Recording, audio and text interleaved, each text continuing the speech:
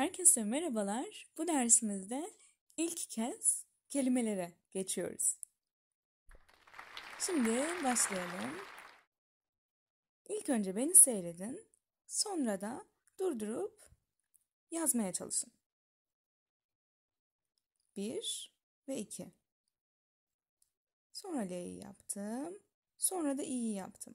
Ama siz kağıdın bu boş kısımlarına burada Ali yazıyor. Yanına da bir Ali yazın aynı şekilde. Bir acı yazıyor.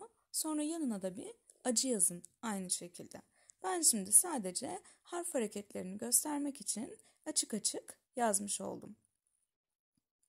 Ve acı yazdım. Biz klasik kaligrafide de modern kaligrafide de ilk acı yazıyoruz. Çünkü bir I öğreniyoruz. Sonra bir C öğreniyoruz. Zaten A, I ve C'nin birleşimi olduğu için böyle bir acıyla başlıyoruz. Devam edelim bakalım.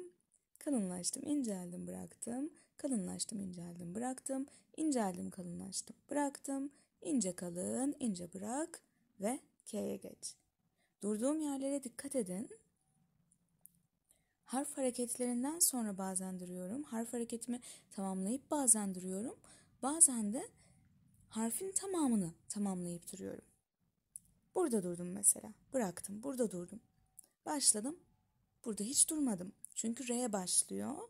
İnce bir şekilde başladığı için R'de duramıyorum. Ve bitirdim.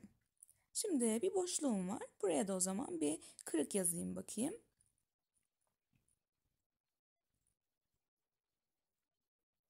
Devam ettim. Az bastır, çok bastır, çok bastır. Başla, çok bastır. Az bastır, çok bastır, çok bastır, az bastır, bitir. Fark ettiyseniz harflerde hareketliliği sağlamak için böyle çok aşağı iniyorum veya çok yukarı çıkıyorum başlangıç ve bitişlerimde. Buna da dikkat edelim. Sonra işimize yarayacak. Ve şimdi bir sonraki derse geçebilirsiniz. Yine kelime alıştırmaları yapacağız.